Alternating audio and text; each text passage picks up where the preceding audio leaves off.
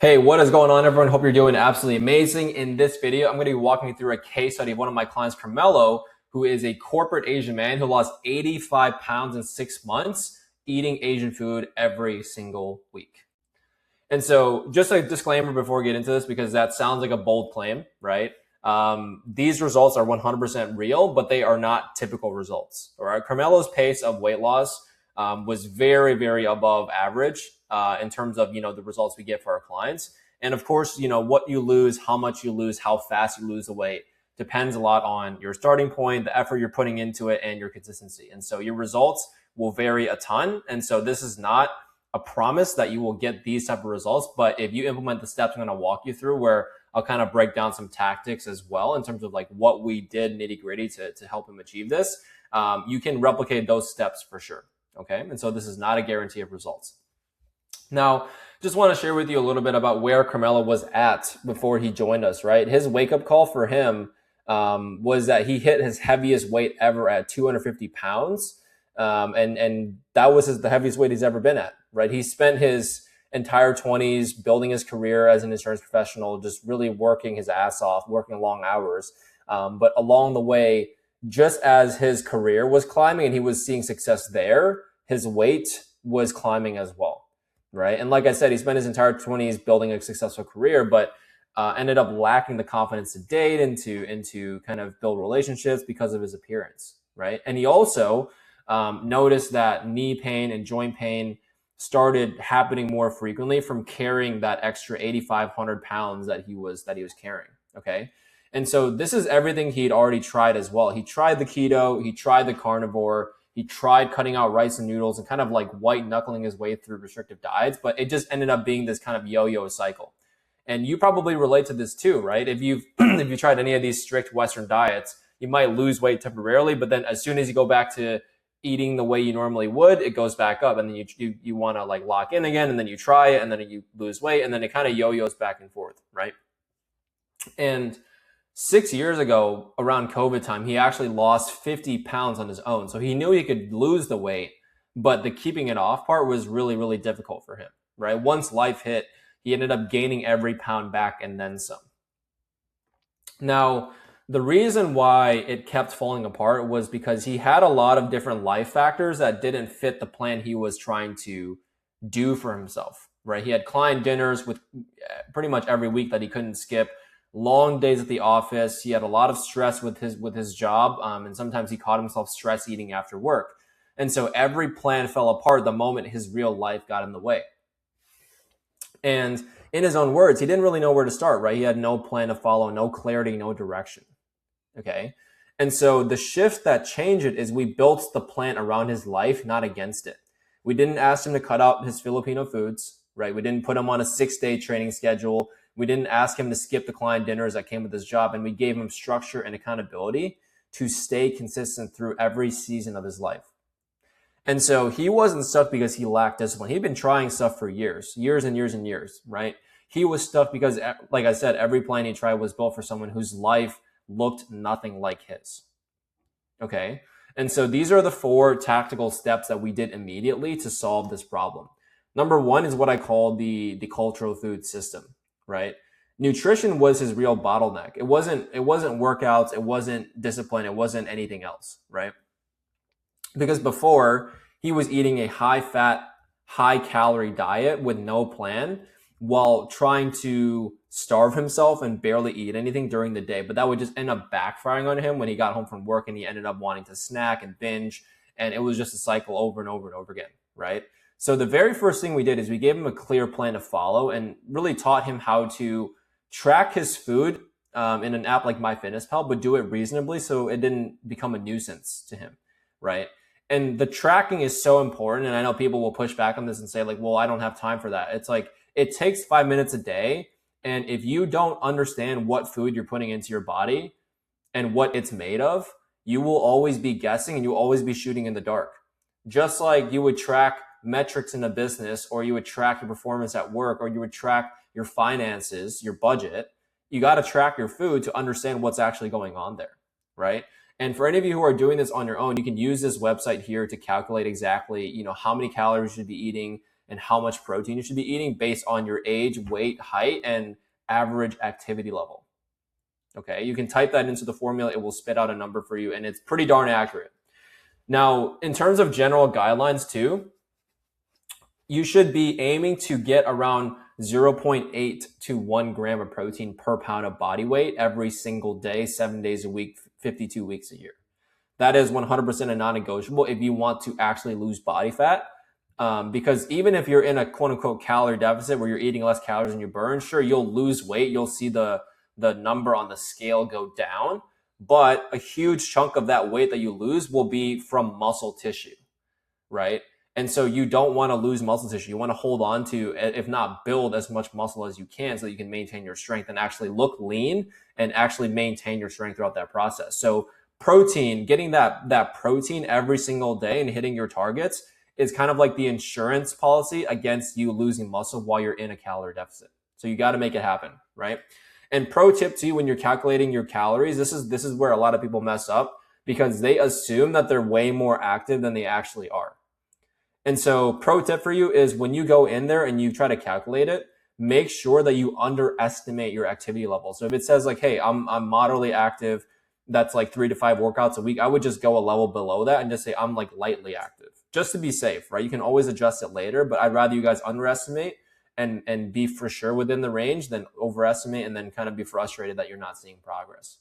Okay. And so, we also wanted to make sure that he could still enjoy Filipino foods and Asian foods as much as humanly possible, right? And one of the big benefits of that was really hilarious is that he said to me on one of his I think it was like a check-in call we had 3 months into his program. He said, I can barely finish the amount of food I need to eat, which is a good problem to have, right? Most people suffer from the opposite problem, which is that they're starving all day at work. They're ravenous. They're super hungry. They're craving all kinds of snacks at the office. But he was like, man, I could barely finish all this food. And he said he lost the 85 pounds. He never really felt hungry at all, right? Which is great. And of course, we wanted to help him come up with an adaptable nutrition system when he had to eat out at client dinners or social gatherings and kind of knowing what items to pick, what to stay away from, what to plan for, right? And number two, the second kind of tactical step is that we needed to make movement easy, not brutal, right? So it didn't involve any brutal cardio. He didn't have to do any sort of runs or any HIIT classes, F45, nothing like that.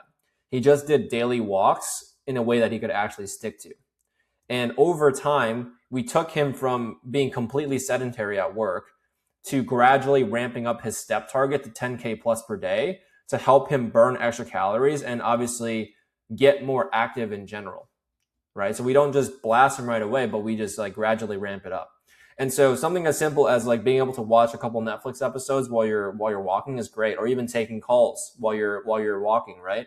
Or listening to a podcast that you like to listen to. That's a great option as well. So it's kind of like mixing in activities that you already like to do with walking, which just happens to benefit you in the first place. All right. And so it was simple enough and small enough for him to keep doing over and over and over again every single day. But if you extrapolate that over him doing that for a month, 6 months, 12 months, 18 months, it makes a big, big difference just from one small, simple habit, right? So that was kind of the movement part. Nothing too crazy at all. And if you're curious about ways to get steps into with a sort of office schedule, very busy schedule, one way you can do it is you can break up your walking and do it in smaller 20-minute chunks, right? So you can go for a walk in the morning when you wake up. You can go for a walk after dinner when you're done with the day. Or if you're working from home, you can get a walking pad and kind of break up your day with like a couple 10, 15-minute chunks of walking. Those are, or you can park further from the office. You can walk after your workout for 10 to 15 minutes. So it's kind of just breaking it up across the day to hit your target consistently. Now, number 3 is simple and sustainable training. This is super important. Most guys, and Carmelo was also doing this, he was defaulting to a lot of like cardio-based training, not a ton of weights, right? But we actually flipped that and had him work out in the gym 3 days a week, which number one fit around a demanding work schedule like his. But we also biased his training in the right way to achieve the outcome he actually wanted, which was fat loss, not muscle loss, right? A lot of guys focus on cardio because that's what mainstream fitness suggests, but cardio just burns calories, but it doesn't help you maintain muscle. So sure, like you can do cardio sometimes, but the majority of your training should be based around weights. All right. And so we taught him how to do the workouts, like how to do the lifts properly, how to progress, and how to actually make sure he was making strength gains. And most importantly, that 3-day-a-week system was very flexible. So it's a plan he could keep doing even on the days that he had to rush straight from work or he had to stay late or whatever, right? So so you guys are seeing how this stacks up. You've got the nutrition, the culture of food system, making sure that he had his baseline level of steps. Now we've got like, okay, what are you actually going to do for exercise? Like what's the modality that we're doing, right? And then last but not least, number 4 is we had to build his plan to last, okay? Because he'd done a lot of crash diets before, and I'm sure you guys have done something similar where maybe you lost weight relatively fast, and it made you feel motivated in the start because you're like, oh wow, I'm actually making progress. This is great. But the long-term game that no one seems to be able to crack is how do you keep weight off? How do you maintain it? And after coaching 250 plus, Asian men, 300 actually at this point, what I've seen is that making sure you build your plan to last is about learning the right skills, learning the right decision-making processes, actually having a system that works with your life, that runs on autopilot so that you never have to lose the weight twice. All right. Losing 50, 60 pounds and then gaining it back and then having to do it all over again is a very brutal process. Not fun, right? So you might as well do it right, do it a little bit slower, do it with intention the first time so that you never have to go back to it ever again. Okay. And so the results that he's achieved is that, yes, he's down 85 pounds in 6 months, which is incredible. He lost 41 pounds in the first 3 months alone. Got his energy up, less pain on his knees. He was moving faster when he was playing sports recreationally. And he loved the progress so much that he actually extended to, join us for 12 to 18 months so that he could achieve his next goal, which is obviously building more strength and muscle and functional athletic strength as well. Okay. And so in his own words, the biggest driver was that he was in a rut for so long. Like he knew he wanted to do something about his health, but he just didn't know how to get out of the cycle that he was in. And I think a lot of people can relate to that, right? Because if you're watching this, you're probably a very capable guy. You crush it at work. You got that side handled, but sometimes in the back of your mind, you know, like, oh, I should probably get in shape. I should probably do something about this, but you just don't know where to start. And I don't blame you at all because there is so much information out there. There's so much conflicting information. Everyone's shouting their opinion into the ether. And so you get overwhelmed very quickly and don't know where to start. I get it, right? But the biggest step for him was kind of just like reaching out for help and trusting in the process and just kind of taking a bet on something he felt like had the best chance of getting him to where he wanted to be. And for him, it was about flipping a switch, right? And committing to becoming a better version of himself. And alongside of that, having something that's actually sustainable and realistic for the first time in his life. Okay. Now, the next steps for you is building out the system, right? If you're a busy Asian professional who's tried everything, you've done all the Western diets, you've done all the restrictive things, right? And you're trying to break that cycle and you're looking for something that's actually tailored to not just your cultural foods where you can eat rice noodles, the things you grew up on, and have it be family friendly, all those things, but also making sure that like you've got a system and a plan in place that will work not just for the next 6 months, for the next 32 years, right? Then this is exactly what we help guys with. We work with over 300 plus Asian men at this point. And so if you're open or not opposed to kind of learning more about that and seeing how it would work for you, then you just DM me the word Asian on Instagram. The link to my Instagram will be in the description below. And we'll just have a quick chat about where you're at and to see if it's a fit. No pressure at all. It's all good if you don't want to do that either. But besides that, hope you guys got a ton of value from the video. You can see the blueprint, see how it all works. And don't forget to like and subscribe for more content like this. I will see you in the next video. Have a good one.